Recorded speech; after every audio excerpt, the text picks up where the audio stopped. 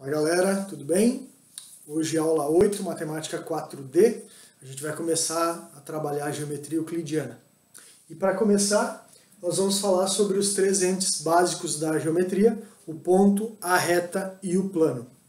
Um ponto é uma unidade adimensional, ou seja, não tem dimensão, e é representada por uma letra do nosso alfabeto maiúsculo. A reta é uma linha, contínua, possui infinitos pontos e ela tem apenas uma dimensão, só tem comprimento. Ela é infinita nos dois sentidos, e ela possui infinitos pontos sobre ela. Se essa reta não for representada por uma letra do nosso alfabeto minúscula, ela pode ser representada também dessa forma, colocando dois pontos por onde ela passa, com um risco e uma setinha em cima de cada ponto. Caso essa reta, por exemplo, comece no B, passe pelo C e vá embora, se ela tem início, ela deixa de ser reta e passa a ser chamada de semi-reta. Então a semi-reta BC é a que começa em B, passa por C e vai embora. Então a representação dela é com a setinha em cima do C. Se ela começar no C, vier pelo B e for embora, aí ela é uma semi-reta que tem início no C e passa por B. Então seria CB com a setinha em cima do B. Caso ela tenha início no B e término no C, aí ela deixa de ser semi-reta e passa a ser um segmento de reta. Segmento de reta BC, aí não tem setinha em cima de ninguém porque é limitado. Começa no B, termina no C. Ok? Plano. O quadro é um fragmento do plano, é um pedaço do plano. O plano é infinito para todos os lados. Ele é bidimensional, tem duas dimensões, comprimento e largura, e é infinito para cima, para baixo, para a esquerda e para a direita. Então esse quadro aqui é um pedaço do plano infinito que está aqui. O plano é representado por letras do alfabeto grego minúsculo. Então alfa, beta, gama, sigma, delta, teta, fi, tá bom? Ok? Então esses são os três entes básicos da geometria. Beleza? Pertinência e continência. Bom, eu digo que um ponto pertence a uma reta, certo?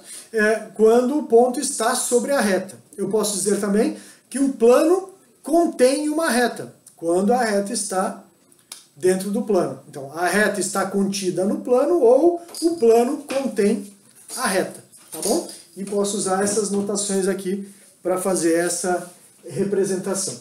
E aí nós chegamos nos postulados. O que é um postulado? Qual a diferença entre postulado, axioma, teorema? Postulado e axioma representam a mesma coisa, são afirmações aceitas como verdadeiras, certo? Que não carecem de demonstração. Já os teoremas precisam ser demonstrados. Por exemplo, o teorema de Pitágoras foi demonstrado que era válido. Então, teorema de Tales, todos esses teoremas têm uma demonstração que comprove a sua eficácia, sua eficiência, sua validade. Os postulados ou axiomas não carecem dessa demonstração. E eu tenho 4 para apresentar para vocês agora. Os dois primeiros são postulados da determinação. O primeiro diz que dois pontos distintos determinam uma única reta que passa por eles. Então, quaisquer dois pontos que eu desenhe aqui no quadro, só vai existir uma reta que passe por esses dois pontos. E o segundo diz que 3 pontos não colineares determinam um único plano que passa por eles. Então, se eu pego os pontos A, B e um ponto D, por exemplo, fora do quadro, só vai existir um plano que passe por esses 3 pontos, ok? Inclusive, isso é uma condição necessária para a determinação de plano que a gente vai ver daqui a pouquinho. O terceiro postulado é chamado postulado da inclusão, diz que se uma reta tem 2 pontos distintos num plano, então ela toda está contida no plano. Imagine que essa régua represente uma reta, infinita nos dois sentidos. Será que eu consigo encostar apenas 2 pontos da reta no plano? Não. Ou a reta tem apenas um ponto cortando o plano, ou não tem nenhum, é paralelo ao plano. Eu não consigo encostar 2 pontos da reta no plano sem que eu encoste toda a reta no quadro, no plano. Então, se na reta 2 pontos pertencem ao plano, é porque toda a reta pertence a esse plano. E o quarto postulado muito famoso, postulado de Euclides, diz que por um ponto não pertencente a uma reta. Existe uma única reta paralela à primeira. Então, eu tenho essa reta e tenho um ponto fora dela, ponto aqui. Só existe uma reta que passe por esse ponto que seja paralela a essa. Somente uma, ok? Esse chamado postulado de Euclides. Tudo bem? Bom, colineares, coplanares e espaço. Colinear é quando está sobre a mesma linha. Então, pontos colineares são pontos que estão sobre a mesma reta. Coplanares quando estão sobre o mesmo plano. Então, por exemplo, esse segmento de reta, esse ponto, as infinitas retas que eu poderia desenhar aqui são retas coplanares. Por quê? Porque estão sobre o mesmo plano. E espaço é o todo, galera, é o tridimensional. Tá? Todos os pontos, todas as retas e todos os planos que eu consigo representar no tridimensional formam o espaço. Tá bom? Então, o ponto é adimensional, a reta tem uma dimensão, comprimento, o plano tem duas dimensões, comprimento e largura, e o espaço é tridimensional. É tudo, tá bom? Beleza? Muito bem. Posições entre retas. Então eu tenho duas retas, tá? Essas duas retas, elas podem ser paralelas ou podem ser concorrentes.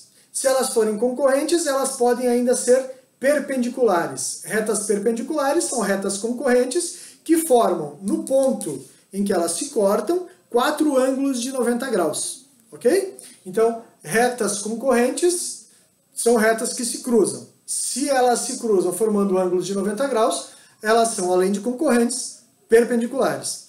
Retas que não se cruzam são retas paralelas. Bom, as retas podem estar no mesmo plano ou estar em planos distintos. Retas paralelas, existe plano que contém essas duas retas, né? Eu consigo colocar essas duas retas no mesmo plano, tá? Já essas retas são retas reversas, veja, elas estão em planos distintos. Eu não consigo um plano que contém essas duas retas. Se contém essa, não contém essa. Se contém essa, não vai conter essa aqui, tá? Então essas retas são chamadas retas reversas. Se existir uma reta paralela a uma dessas reversas, que corta a outra perpendicularmente, se existir uma paralela a uma das duas, que corte a outra formando ângulos de 90 graus, essas retas, além de reversas, são chamadas de retas ortogonais. Tá? Retas reversas podem ser ortogonais. Quando? Quando existir uma paralela a uma delas, que corta a outra perpendicularmente. Ok?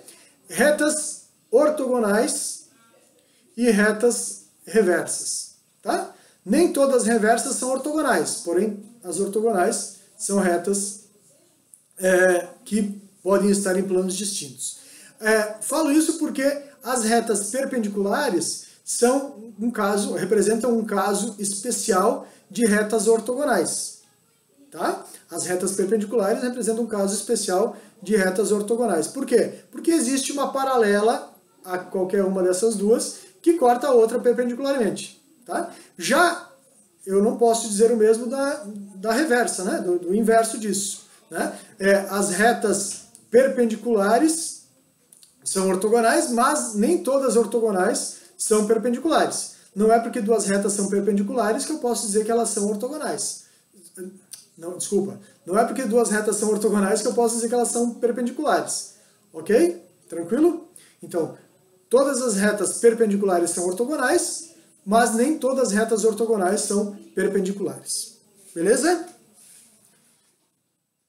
Determinação de um plano. O que determina um plano? Bom, primeiro tópico importante para a determinação de um plano, a gente viu, né? Um plano é determinado por 3 pontos não colineares. Se 3 pontos não estão sobre a mesma linha, só existe um plano que contém esses 3 pontos. Então, 3 pontos não colineares determinam um plano.